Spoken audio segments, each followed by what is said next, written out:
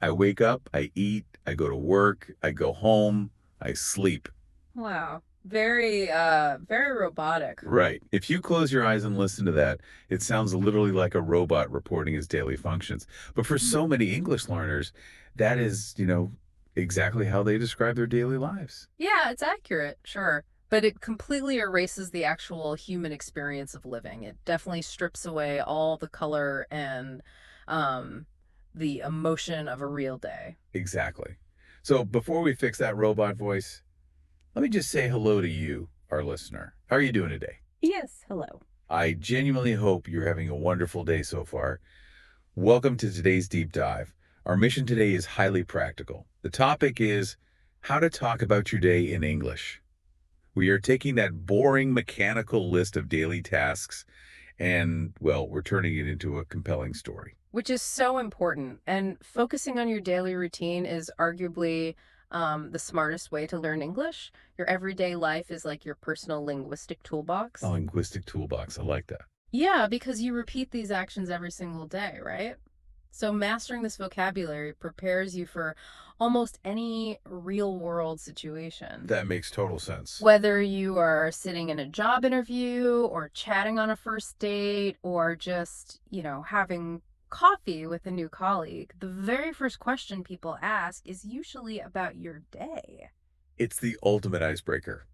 I mean, if your day was a TV show, you would want the first scene to be interesting, right? Totally. You wouldn't just say the character wakes up. Mm. You would describe the struggle. And for most of us, the very first moment of the day is a literal battle against a piece of technology. Oh, the morning struggle. Yes. Yeah. Every good story starts with some conflict. And most mornings begin with a fight against the alarm clock. A tough fight for me, usually. Right. So instead of the flat phrase, I wake up, natural speakers talk about the physical effort involved. They say, I hit the snooze button. Ah, the snooze button. It's so tempting. It really is. Because we are always begging our past selves for just 5 more minutes of sleep. And those 5 minutes always magically turn into 20 minutes. Every single time. The phrasing that really captures that heavy, exhausted feeling for me is dragging myself out of bed. That is a brilliant phrase to use. When you say dragging myself, you are painting a picture. Like you're super heavy. Exactly. You are telling the listener that gravity is heavy and it takes a massive amount of physical willpower just to stand up. It is so much more descriptive than simply saying, I stand up. And from there, your English can actually reflect your personality. Right, because the morning divides humanity into two very distinct groups. Oh, yes, it does. You have the people who are thrilled to see the sun, and then, you have the rest of us who need a warning label until we have eaten. That's so true. If you are that first type of person, the morning person, you can use a very visual idiom. You can say, I am bright eyed and bushy tailed. Bright-eyed and bushy-tailed. Yeah, it compares you to a little squirrel that is wide awake, full of energy, and ready to run around. That is definitely not me. Me neither. But if you are a night owl, someone who thrives in the dark, you might describe your morning self as cranky without my coffee. Cranky. I love that word. It perfectly captures that specific bad mood where every little noise just annoys you. Oh, absolutely. I am completely cranky before I hit my own personal restart button, which is the morning shower. That is a great analogy, comparing the human body to a computer that needs a restart. It really feels like that. It does. A warm shower physically washes away sleep and resets your system. And after you hit that restart button, the next big divide in the morning story is how you handle food. True. For me, my breakfast usually involves running around the kitchen in a complete panic. Same here. But some people actually manage a very calm sit-down meal. Right, and the vocabulary shifts depending on your style. Mm, A sit down meal implies luxury and having time, toast, cereal, maybe weekend pancakes. sounds amazing. It does. But for most working adults, we rely on a grab and go coffee. Notice the action verbs there. You grab it and you go. Grab and go. Very fast. Exactly. Furthermore, coffee or tea is often described as our best friend for morning energy. It creates a relationship with the drink rather than just treating it as a liquid you consume. But, let's be realistic for a second. We are talking about hitting the restart button and drinking coffee like it is a peaceful TV commercial. Right, which it usually isn't. Real mornings are often complete chaos. Sometimes the alarm goes off and your brain simply ignores it. What happens then? Ah, yes. The chaotic morning requires its own special vocabulary. When your brain ignores the noise, you don't just say, I slept late. You say, I slept through my alarm. I slept through my alarm. Yes, the word through is key there. It shows the noise was happening, but your sleep was actually stronger than the sound. Or you can simply say, I overslept, which immediately tells the listener that you are now in a massive rush. You have to do what we call a mad dash. A mad dash. That creates such great imagery. It is a frantic, crazy run. During a mad dash, you aren't just looking for your keys, you scramble to find your keys. Yeah, think about scrambled eggs being mixed up quickly in a pan. That is what your body is doing in the apartment, moving quickly and randomly in a panic. I know that feeling intimately. I have definitely run out the door with half a piece of toast in my mouth. Oh, purely survival mode. Pure survival mode. But even in survival mode, I always try to do the pocket check. The pocket check or the mental checklist is vital. You pat your pockets, phone, wallet, keys. Phone, wallet, keys. Exactly. We emphasize this because forgetting that final check leads to the ultimate morning nightmare, which is locking yourself out. Oh, it's the worst. You pull the door shut, you hear the click, and you instantly realize your keys are sitting on the kitchen table. A terrible feeling. It really is. But assuming we survive the morning struggle and successfully make it out the door with our keys, we face the next big challenge, the daily grind. Right, starting with the commute. The journey to work or school is a universal experience, yet everyone's commute has a different flavor. And your English should reflect how that journey actually feels to your body and your mind. Well, if you are driving a car, it is rarely a relaxing drive in the country. We usually describe sitting in nightmare traffic jams, just surrounded by loud honking.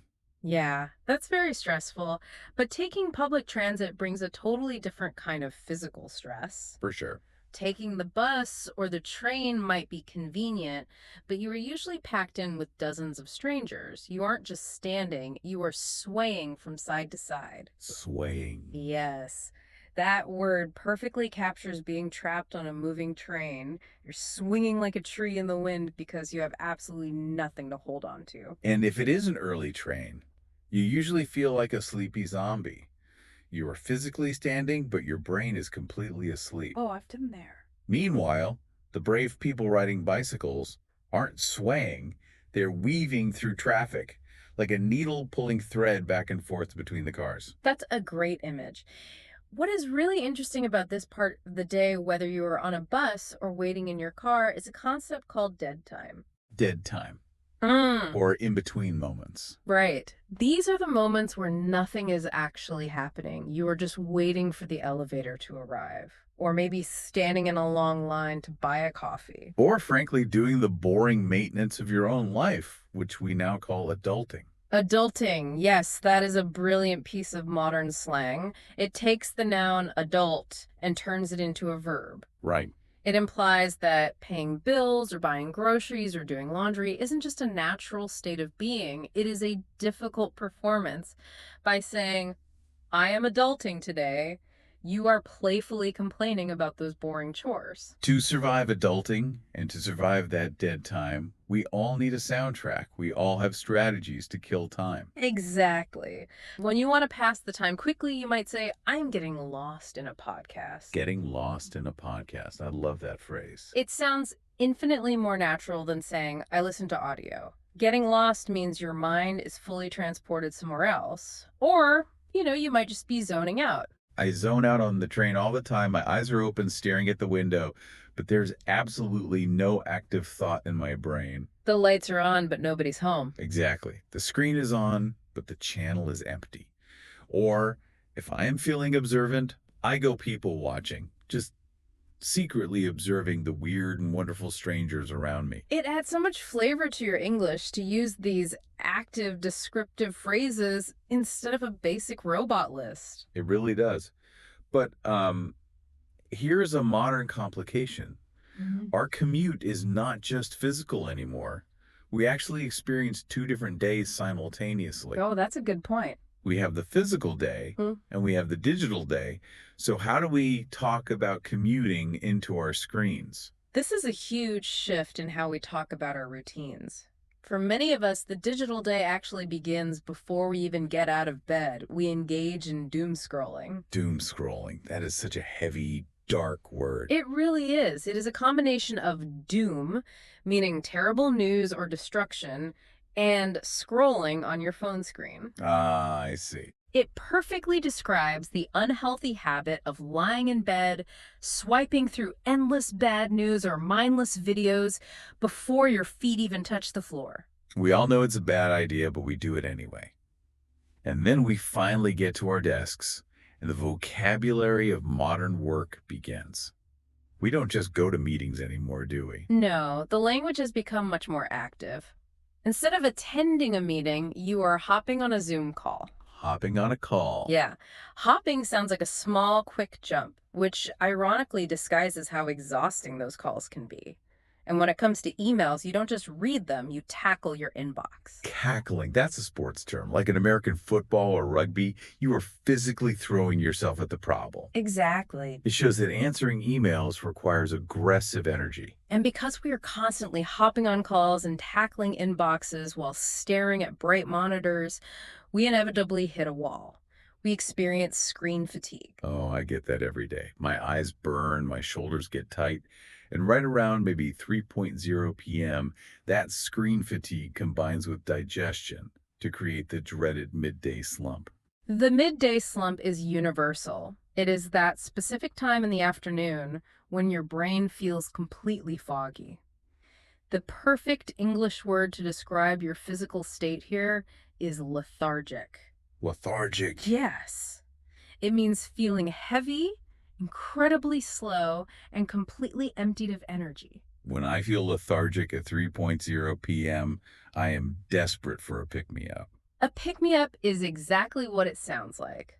It is a small thing, maybe a piece of chocolate, a quick stretch, or a cup of strong tea. Something to wake you up. Right, something that literally picks your energy up off the floor. But the experts say we wouldn't need a pick-me-up at 3:00 p.m. if we actually used our 1:00 p.m. lunch break correctly. That's very true. Lunch should not just be chewing a sandwich while staring at the same email screen. It needs to be a mental reset. If you frame your lunch as a mental reset, you change the purpose of the break. It means actively stepping away, connecting with colleagues over non-work topics, or taking a brisk 10-minute walk outside. Getting outside is so helpful. It's vital. Getting real sunlight and fresh air is what actually stops the midday slump from ruining your afternoon. Okay, so we push through the rest of the afternoon, we send the last email, and finally we get to transition back to being human beings. The workday ends. Finishing the workday is universally recognized as a small victory. You are officially clocking out. Clocking out. Even if we don't punch a physical time clock anymore, clocking out is such a satisfying phrase to say. It really is. And when you walk through your front door, there is usually a physical action that marks the end of the day, like kicking off your shoes. Kicking off your shoes is highly symbolic. It means you are also leaving your worries at the office. You are actively trying to switch your operating system from work brain to home brain. Work brain to home brain. I need to be better at that. We all do. You are leaving the professional stress outside and protecting the peace of your living space. And the centerpiece of that home brain time is dinner. Dinner isn't just about nutrition. We use it as a tool for decompressing. That's a great word. Think about a deep sea diver coming up to the surface. They have to decompress to let the pressure out of their bodies slowly. Oh, that makes sense. That is exactly what dinner does for our minds. You sit down with your family or your roommates and you release the pressure by sharing the highs and lows of the day. You talk about the best thing that happened, the worst thing that happened. And after that pressure is released, We finally get to claim some me time. Me time is sacred. It is the handful of hours dedicated purely to your own joy. You might read a chapter of a novel, watch a comfortable television show, or maybe squeeze in a little bit of language practice. I like the phrase squeezing in. It suggests your day is like a tightly packed suitcase, but you are still pushing hard to fit one more good thing inside it. Exactly. Maybe you also squeeze in a second hot shower to wash off the rest of the day and change into comfortable pajamas. But eventually, we end up right back where we started, in bed. The circle of life. Right. And here is where I struggle. A lot of us just fall right back into the screen. We start scrolling again. Yes, we fall directly into the digital trap. Ending the day by staring at a glowing screen in a dark room is terrible for your sleep cycle. It really messes up your sleep.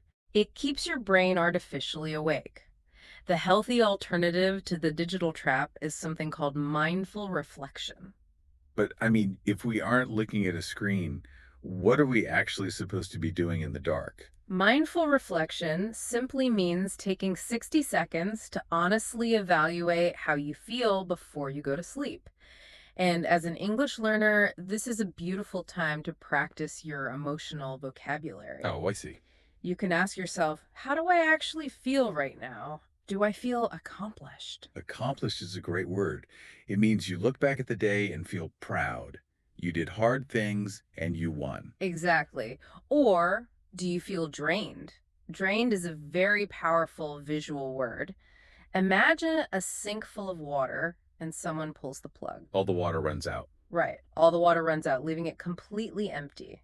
That is what a drained person feels like. They have absolutely zero energy left to give to the world. I definitely swing between feeling highly accomplished and completely drained, depending on the day. So we have built this massive toolkit today. We covered a lot. We did. We started with the morning struggle and the mad dash, survived the nightmare traffic and adulting, battled screen fatigue, and finally decompressed. We know the right words now. But here is the major pushback I hear from learners all the time. What's that? They say, knowing the vocabulary is great, but native speakers talk so fast. How can I sound natural when I use these words? It feels impossible to keep up. That is the most common frustration. Having a good script doesn't help if your delivery sounds unnatural. To sound fluent, you have to upgrade your toolkit, starting with a very simple rule. Stop using the word very. Oh, please, yes. Yeah. Let's banish very from our vocabulary. Saying I am very tired is grammatically correct, but it lacks punch. Instead, upgrade to exhausted. If you say my day was very busy, it sounds a bit plain.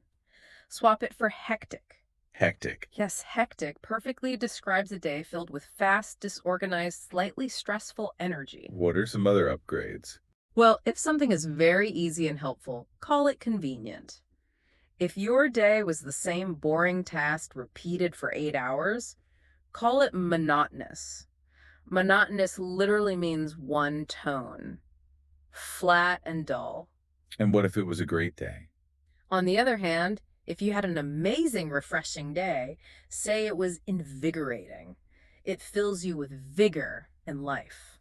And we can sprinkle in idioms to sound more natural, right? Yeah. Like when you go to bed, you can say, I'm going to hit the hay. When you wake someone up, you can cheerfully tell them to rise and shine. Perfect examples. But I have to go back to the speed issue.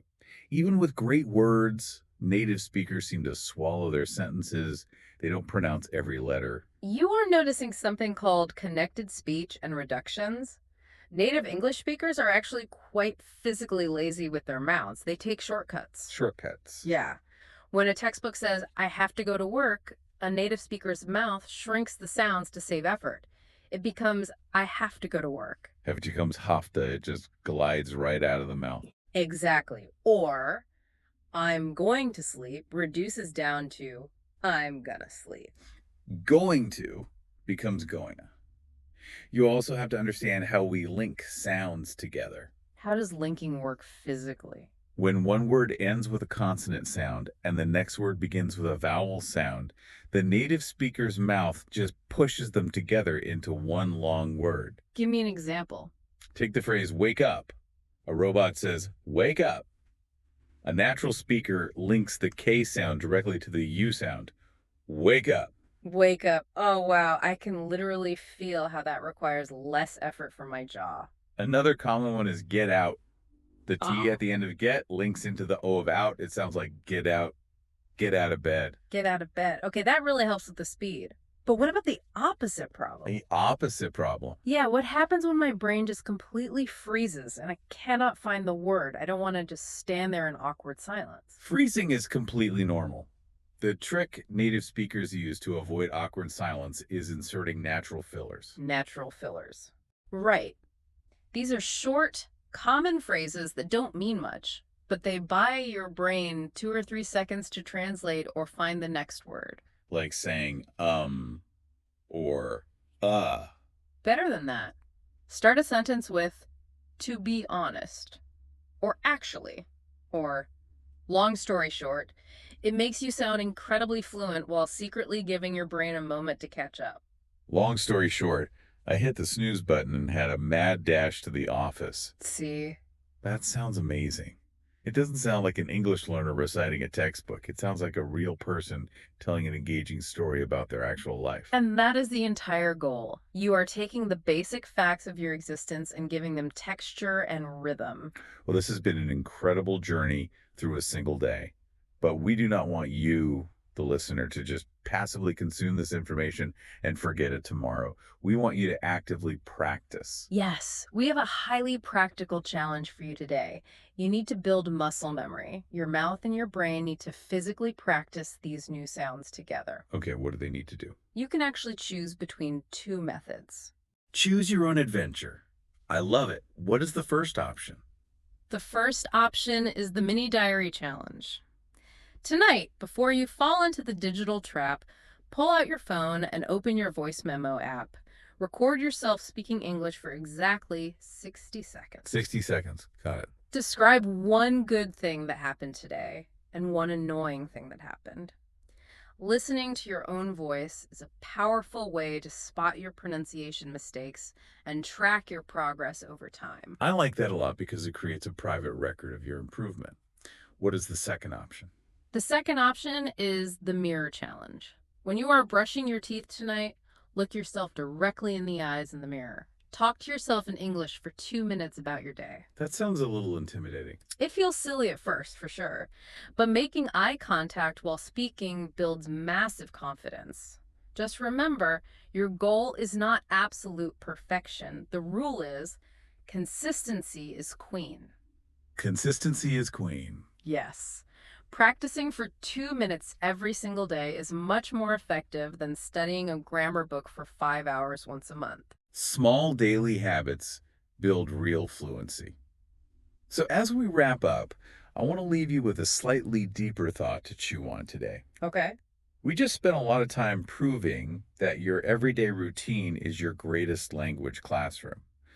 But if that is true, what does the way we describe our day actually say about how we value our own lives? Ooh, that is a profound question. Think about it. If we only describe our day as a robotic list of chores, I wake up, I eat, I work, I sleep, are we secretly telling ourselves that our lives are boring? That's a sad thought. Right. By upgrading our vocabulary, we aren't just learning English. We are actively appreciating the story of our own lives. We are recognizing that even a simple cup of coffee or a busy, swaying bus ride is a vibrant, colorful chapter in your personal story. Language shapes our reality. When you describe your day with energy and detail, you actually start to experience your day with more energy and detail. Exactly. It makes life richer. We truly want to send our warmest wishes and lots of encouragement to you on your journey in learning English. Yes, absolutely. You are taking on a big challenge, and you are doing a fantastic job. Every single word you practice, every 60-second voice memo you record, brings you one step closer to your goals. Keep showing up, keep practicing, and be proud of the progress you are making. Thank you so much for joining us and listening to today's deep dive. Please remember to subscribe to the podcast channel so you never miss a lesson, and click the like button for the video if you found it helpful. Have a beautiful, perfectly described day.